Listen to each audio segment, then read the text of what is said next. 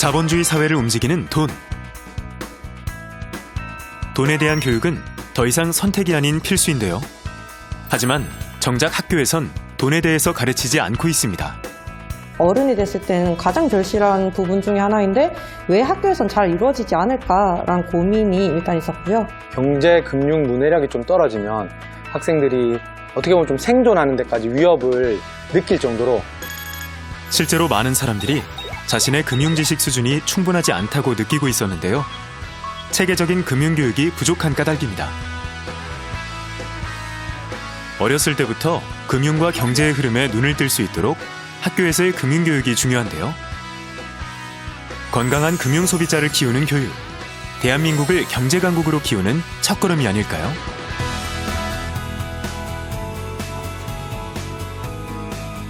안녕하십니까. EBS 미래교육플러스 신종호입니다. 코로나19로 실물 경제가 얼어붙었고 이후에는 금융시장 변화에 대비해야 된다는 이야기가 나오고 있습니다. 금융은 개인의 자산뿐만 아니라 국가 경제에도 큰 영향을 미치기 때문이죠. 오늘날 금융에 대한 이해 없이는 생존이 불가능하다라는 말이 있을 만큼 금융 역량은 우리가 살아가는데 필수 조건이 됐는데요. 과연 우리는 금융교육을 제대로 하고 있을까요? 오늘은 금융교육의 실태를 점검해 보겠습니다. 함께 해주실 분들을 소개합니다. 금융이라는 수단을 잘 적용해서 활용할 수밖에 없는 시대.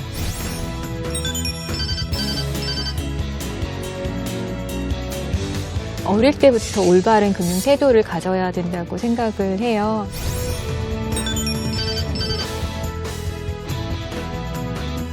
금융은 공부가 아니거든요. 금융은 생활입니다.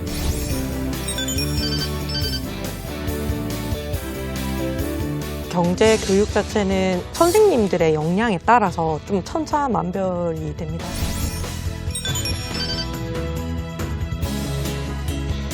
금융교육에 대한 우선순위를 바꿀 수 있도록 좀 사회적인 분위기가 바뀌어야 되지 않겠나.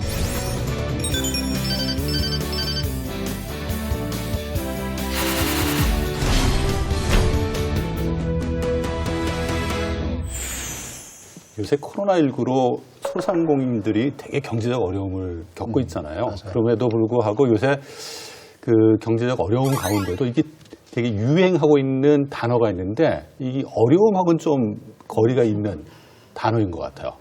최 선생님 혹시 어떤 단어인지 아세요?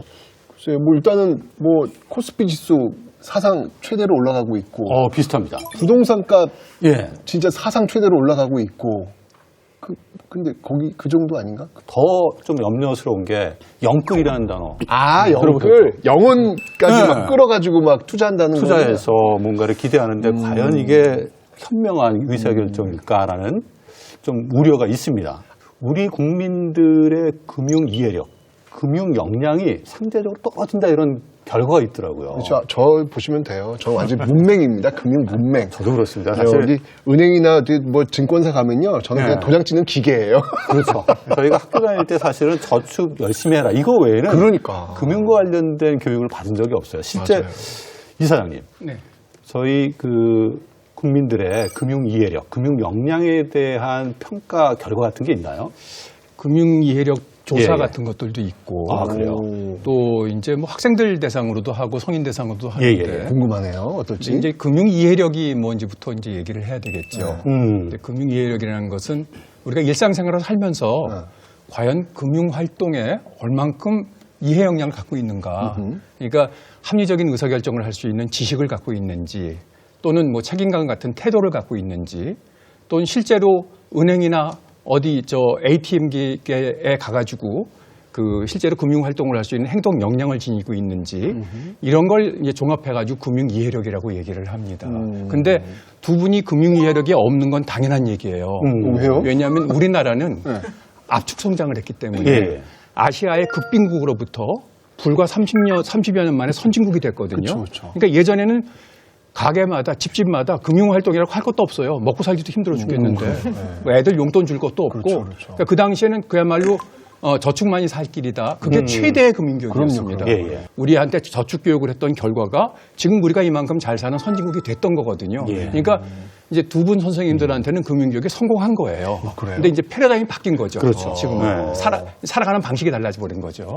그 앞에서 이제 총진 이사장님께서 이야기하셨는데요. 이제 그 금융 이해력이라고 하는 것이 자꾸 그 보도에 보면 점수가 우리나라가 OECD의 그 국가 표준의 어떤 측정에 의해서 측정하게 되는데 평균 국가들보다 이해력 점수가 낮다 이렇게 매번 보도가 되고 있거든요. 그러니까 낮아요? 네네 낮다고 보도가 되니까 매우 낮은 것으로 되게 걱정을 하시는데요. 사실은 이제 이 금융 이해력 조사라고 하는 것은 금융 지식이나 태도나 행동에 대한 역량을 같이 조사한 것이기 때문에 제대로 이제 학문적으로 이야기하자면 금융 역량이라고 표현하는 것이 맞고요. 최근의 결과를 보면 2018년에 이제 OECD 국가보다 62.2 정도로 한 2점 정도가 낮아요. 그래서 우리가 계속 평균보다? 평균보다 많이 2점 정도가 낮추셨네. 낮다고 하니까 엄청 낮은 수준으로 걱정을 하시는데 이 표준화된 문항이라고 하는 것은 나라마다 교육의 상황이나 이 측정의 문항이요. 같다 보니까 조금 그 바이어스가 있을 수 있거든요. 그래서 매우 낮다고 걱정하실 필요는 없는 것 같고요. 평균 정도 된다. 이 정도 보시는데 여기서 되게 중요한 게 뭐냐면 지식과 태도와 행동의 역량 점수들이 있는데요. 이제 OECD에서도 최소한에 맞아야 되는 점수 역량의 비중이 있어요. 그런데 우리나라가 금융 지식에 있어서는 그 최소한의 점수를 넘어가시는 분들이 58.3%. 맞네요. 금융행위는 47.2%, 그리고 금융태도는 43%예요. 금융태도에 대한 점수가 다른 나라보다 낮고, 태도가 뭐죠? 이 태도라고 하는 것은 그러니까 저축이 중요하다고 생각하는지, 현재와 미래에 대한 것들을 어떻게 생각하는지, 그다음에 소비에 있어서 자기 통제력이라고 하는 것이 중요하다고 생각하는지, 이런 돈에 대한 가치관과 이런 것들인데요. 그래서 돈에 대한 가치관이나 이런 태도를 호의적으로 바꾸는 것이 사실 가장 어려운 일이라고도 볼 수 있을 것 같습니다. 그런 측면에서 봤을 때 저희가 학교에서 그리고 학교를 졸업한 이후에라도 금융에 대해서 공부하는 게 되게 중요하잖아요. 그럼요. 네. 이 금융교육 왜 중요한지 한번 강조해서 우리 사무국장님 말씀해 주시면 어떨까요? 예, 요즘에 우리 경제 상황 한번 돌이켜 보면 지금 취업이 안 되거든요. 일단 학생들이 취업이 안 돼서 30살 안팎에 취업을 하더라고요. 그러고 나면 대부분 직장인들이 평균 55세 전후로 퇴직을 합니다. 그러면 우리가 대충 생각해도 한 25년 직장생활 하는 거거든요. 근데 25년 직장생활 하면서 결혼도 해야 되고 출산도 있고 병원비도 써야 되고 내 집 마련해야 되고 사교육도 있고 그러다 보면 그러고 퇴직하고 나면 사실은 남는 게 없습니다. 과거에는 그렇게 해도 평균수명이 짧았기 때문에 퇴직하고 나서 한 10년 정도 자식 돈 받고 하면 살 수 있었습니다. 근데 지금은 그게 안 되죠. 100세 시대지 않습니까? 그럼 퇴직하고도 40년에서 45년을 살아야 돼요. 그런데 예금도 없죠. 연금도 안 돼 있죠. 그리고 뭐 이러다 보니까 노인들이 빈곤율이라든가 자살률이 OECD 최고 아닙니까? 그런데 이게 일시적인 일이 아니라 앞으로는 계속 반복이 될 거고 지금 이게 학생 때부터 금융교육을 안 해놓으면 속수무책입니다. 어떻게 노후에 40년 어떻게 버티겠습니까? 그래서 저는 정말 이제부터라도 학생들이 금융으로 무장을 해가지고 노후의 소득 공백을 미리미리 메워가야 된다. 미국에서 그 FRB 의장을 4번이나 했던 옐런 그린스펀이 그 얘기 하지 않았습니까? 문맹은 생활을 불편하게 하지만 금융 문맹은 생존을 힘들고 못하게 합니다. 저는 그 얘기를 꼭 되새겨 봐야 한다고 생각합니다. 금융이라는 수단을 잘 활용해서 우리의 삶에 잘 적용해서 활용할 수밖에 없는 시대. 그러니까 이제 저금리, 고령화 시대 이렇게 되다 보니까 금융과 친해져야 된다는 것이죠. 금융과 친해져야 되고 또 합리적 의사결정을 하기 위해서 필요한 것인데 이제 항상 저희가 일선에서도 교육을 나가보면 금융교육을 받으면 부자가 된다고 생각하는데요. 금융교육을 받는다고 해서 부자가 되는 건 아니고 금융교육을 받아야 되는 중요한 이유라고 제가 생각하는 것 중에 하나는 그걸 통해서 주변의 환경을 이해하고 돈 공부에 대한 어떤 좋은 태도와 이런 어떤 습관을 형성화시켜서 그렇게 하다 보면 나에게 맞는 소비, 나에게 맞는 투자 이런 방법들을 알아갈 수 있기 때문에 자기만의 맞는 의사결정을 찾아가도록 하는 것이 금융교육의 굉장히 중요한 그런 내용이라고 생각합니다. 살아 숨쉬는 모든 것이 경제생활하고 연결되지 않은 것이 없고 경제생활은 또 돈하고 연결되지 않은 게 하나도 없어요. 그런데 그 돈에 대한 결정을 잘못하면, 의사결정을 잘못하면은 사람들이 굉장히 그 힘든 생활을 하게 될 수밖에 없어요. 옛날에는 정말 열심히 벌어서 저축만 하면 먹고 살 수 있었지만 이제는 그 번 돈을 어떻게 불려나갈 것인가, 어디다 투자할 것인가, 어떻게 관리할 것인가가 훨씬 더 중요한 그런 시대가 됐거든요. 장사꾼의 그런 유혹에 넘어가지 않고 스스로의 경제적 정체성을 살려나가면서 어떻게 하면 스스로가 자기의 풍요를 결정짓느냐 하는데 가장 중요한 것이 이제 경제 이해라고 얘기할 수 있습니다. 학생들한테 이런 그 금융교육을 조기부터 시켜야 된다라고 하는 그런 말씀에 대해서 선생님은 어떤 생각을 갖고 계세요? 네. 제가 금융교육을 실천하면서 가장 많이 어른들한테 듣는 말 중에 하나는 이런 교육을, 금융교육을 어릴 때부터 받았어야 되는데 나는 못 받았다? 이런 후회들이 좀 많아요. 그래서 돌이켜 생각해보면 저조차도 학생 때까지는 공부에 이렇게 집중을 하다가 20대가 되자마자 갑자기 등록금, 알바, 대출, 집, 차, 이런 것들에 갑자기 금융 폭탄으로 갑자기 융단폭탄 맞듯이 그렇게 맞잖아요. 그런 걸 보면서 우리가 어른이 되었을 때 막상 우리가 살아가는 삶에서는 금융이 이렇게 많이 녹아 있는데 어렸을 때는 왜 그것을 많이 경험하지 못했는가? 이런 생각들이 많이 들거든요. 저희가 만약 체계적인 금융교육을 통해서 아이들이 올바른 금융 습관, 전 습관을 꼭 강조하고 싶은데 금융 습관을 가질 수 있으면 그게 큰 자원이 돼서 어른 때 조금 더 이렇게 합리적인 선택들과 금융 생활을 할 수 있을 것 같다는 생각이 듭니다. 저도 비슷한 생각이고요. 금융이 습관인데, 그러니까 어릴 때부터 올바른 금융 태도를 가져야 된다고 생각을 해요.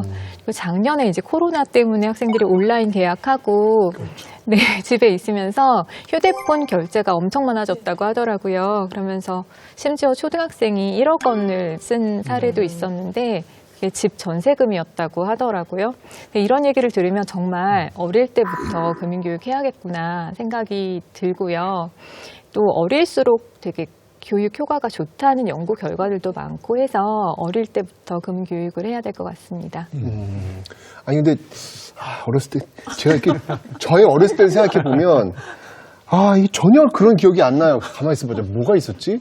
그때 우리 선생님이 무슨 용돈을 이렇게 얼마 쓰는지 그때 용돈을 받아봤어야지. 용돈이 없었어요 저희 그때. 예. 아주 귀했어요. 그러니까요. 용돈을 받는다고 하는 거는 이거는 대단했는데 요즘은 어떨까요? 궁금해요 진짜. 요즘 그 실태. 그러니까 용돈 기입장 교육이 이제 금융교육에 어려서 아동과 청소년 시기에는 많이 생각되는데 이제 그렇게 하면은 이제 좀 진부하고요. 금융감독원, 한국은행 이런 공적 기관들과 많은 민간 기관들이 또 금융기관들에서 이제 사회적 가치 실현 활동으로 엄청난 금융교육을 확대했어요. 그래서 금융교육의 그 양적 확대는 충분히 이루어지고 있다라고 보면 되고요. 실제적으로 한 2, 3년 전부터는 이제 맞춤형 금융교육이 컨텐츠가 많이 개발되었고요. 그래서 내용적으로는 우리나라도 굉장히 이 금융교육의 컨텐츠 자체는 많이 개발되어 있어서 내용이 없어서 교육을 못한다기보다는요. 이제 이런 거예요. 어떻게 잘 전달할 것인가, 재미있게 전달할 것인가. 소비하는 건 중요해, 저축하는 건 중요해, 투자해야 되지, 은퇴 준비해야 되지, 다 좋은 말이잖아요. 그런데 다 좋은 말 알고 계시는 거잖아요. 근데 실제 하세요? 안 하시죠? 그건 뭐냐면 그걸 하면서 자기가 되게 감정적으로 동요되고 그것에 대한 작은 경험들이 실제 이루어져서 뭔가 성취감이 생겨야 금융에 대한 신뢰도도 갖게 되고 경험을 해서 행동으로 이어져야지만이 그것이 행동의 지속성을 갖게 되거든요. 그래서 이제 그런 것들이 굉장히 앞으로는 그 중요한 포인트가 될 것 같습니다. 사무국장님, 청소년 대상으로 금융교육 많이 하시죠? 예. 이 청소년들이 그 금융교육 들을 때 적극적으로 이거 나한테 중요한 거다라고 생각하면서 참여를 하나요? 학생들이 학교 가면 시험하고 연결이 안 되면 애들이 일단 관심이 없습니다. 예를 들면 외부 강사 가도 예를 들면 펀드 매니저 같은 굉장히 좀 그쪽에서 전문가가 가더라도 그 사람 직업에 대해서는 사람들이 학생들이 관심이 있어요. 근데 막상 그 사람이 입을 열기 전까지는 저 굉장히 좋은 직업이잖아요. 근데 하고 싶은 직업이에요. 막 하다가 입을 여는 순간 입을 여는 순간 이제 전문 용어 몇 개 나오면 애들이 전부 다 잡니다. 그게 우리 실상이거든요. 왜냐하면 그래서 왜 이런 문제가 나올까? 학교에서 금융교육이 안 되는 것도 있지만 사실은 전 집에서 교육이 안 돼 있기 때문에 예를 들면 그런 거 아니겠어요? 아침에 일어나서 밥 먹으면서 뭐 무슨 통계를 보니까 부모님들이 자식하고 하루 얘기하는 시간이 30분이 안 된다고 하더라고요. 어우, 30분씩이나요? 30분이 안 된다고 하더라고요. 그게 대부분 안 되는 사람. 근데 거기서 이제 애들이 그런 얘기 하잖아요. 요즘에 주식, 뭐 부동산, 뭐 펀드 요즘에 사방에 나오니까 애가 불안한 거죠. 엄마한테 엄마 나 주식이나 펀드 좀 해볼까 그러면 엄마 첫 마디가 뭔지 아십니까? 쓸데없는 소리 좀 하지 마. 하라는 공부나 잘하지 네가.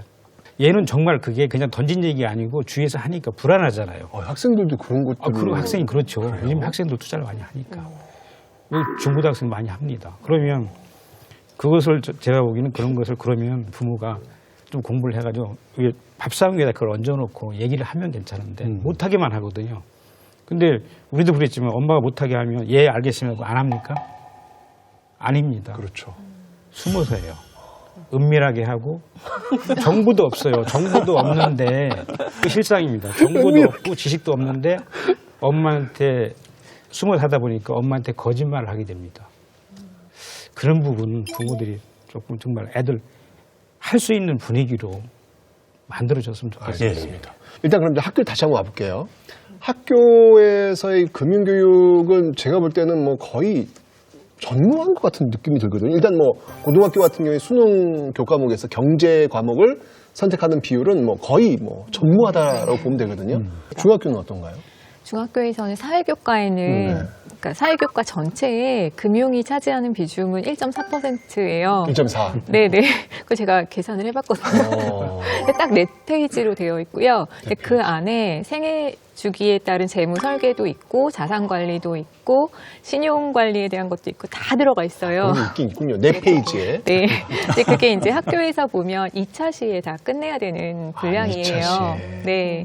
그래서 교사가 이제 이쪽에 되게 관심이 많고 열정이 있으면 좀 사실을 늘려서라도 많이 하는데 그러니까 그렇지 않으면 그냥 피상적으로 지식을 이렇게 보고 넘어갈 수 있는 것 같습니다. 네. 초등학교 자체에서는 네. 실제로 경제 교육 자체는 4학년, 6학년 단원에서 경제 단원으로서 한 단원씩이 있고 또 5학년에는 이제 실과 교육에 용돈 교육 차시로 있기는 있는데 결국은 선생님들의 역량에 따라서 좀 천차만별이 됩니다. 그래서 뭐 관심이 있는 선생님들은 꾸준하게 뭔가를 실천하려고 노력하는 것이 있는 반면에 이게 주 대세는 아닙니다. 그래서 네, 선생님들조차 어렵다. 얘들아 돈 하지 마.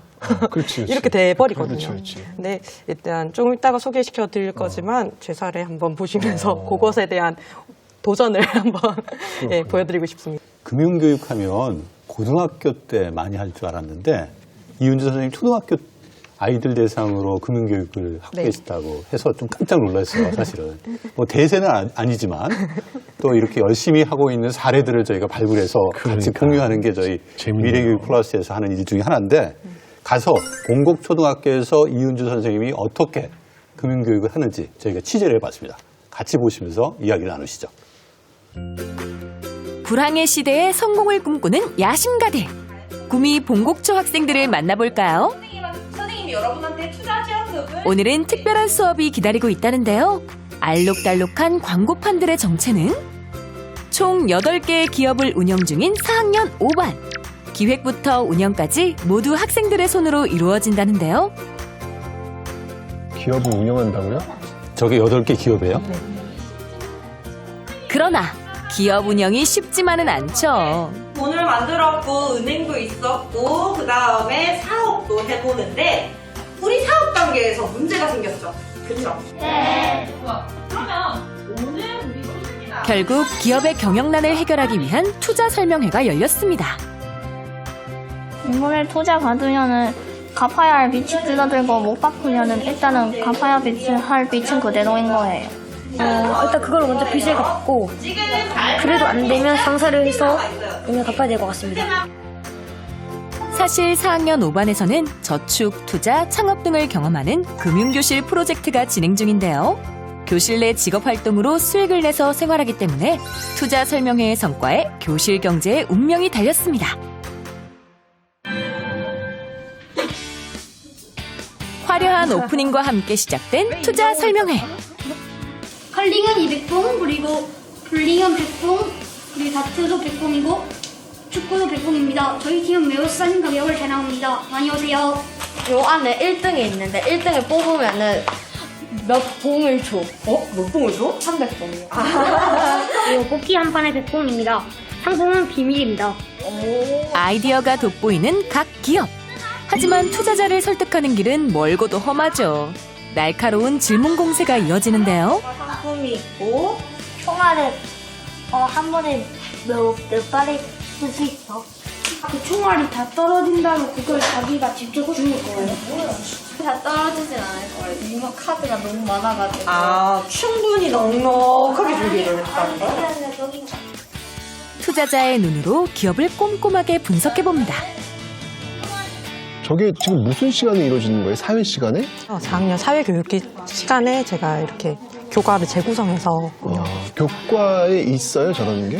이 투자 자체는 없고요. 없고. 네, 그렇지만 생산과 소비는 있는데 생산과 아이들한테 소비에서. 생산과 소비를 직접 시키면서 기업을 만들었어요. 3,000봉에서 1,000봉을 빼면은 2,000봉이므로 예상액은 2,000봉입니다. 뽑기 100봉 곱하기 50, 5,000봉. 투자 비용 6,000봉을 빼면 2,000봉이 남아요. 투자 결과를 고민하는 과정에서 투자 감각이 길러지는데요. 점점 나무가 아닌 숲을 보게 됩니다. 학생들이 어떤 기업에 대해서 기준을 가지고 투자를 한번 해보는 경험도 가질 수 있고, 이런 식으로 기업이 뭐 채권이라던가 주식이라던가 이런 원리로 이렇게 이루어지는구나, 이런 것들을 경험할 수 있습니다. 야무지게 쓴 투자 증서. 과연 투자에 성공할 수 있을까요? 이 팀이 만약 투자를 많이 받았으면 좋겠다. 사실 투자자이면서 각 기업의 직원이기도 한 학생들. 성공을 기대하는 건 모두 같은 마음이죠. 어디 투자했어요? 우리 팀하고 오늘은 내가 요리사 그리고 사업 뽑기 게임에 투자했어요. 그 팀이 잘 될 것 같아서 기대됩니다. 좀 잘 될 것 같은 친구들한테 투자해줬어요. 저 팀이 저번에 그 팀들이 좀 돈을 많이 벌었었거든요. 드디어 막을 내린 투자 설명회. 그 중에서도 가장 많은 투자자의 관심을 받은 기업은 바로 이곳. 소소한 그립톡 축하합니다. 다른 기업들도 성원에 힘입어 위기를 딛고 일어설 수 있게 됐답니다. 2,000명이나 대출받았는데 그걸 다 갚을 수 있어요. 저희 팀에 투자한 친구들한테 돈을 일단 먼저 나눠주고 돈을 주고 상품을 살 계획이에요.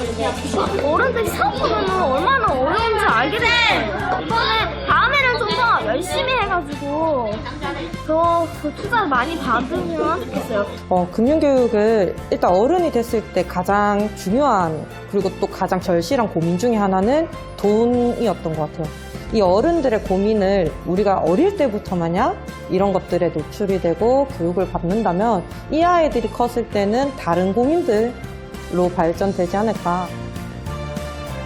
예측할 수 없는 미래의 가장 확실한 이정표 금융교육. 돌아가거나 헤매지 않고 더 멀리 걸을 수 있지 않을까요?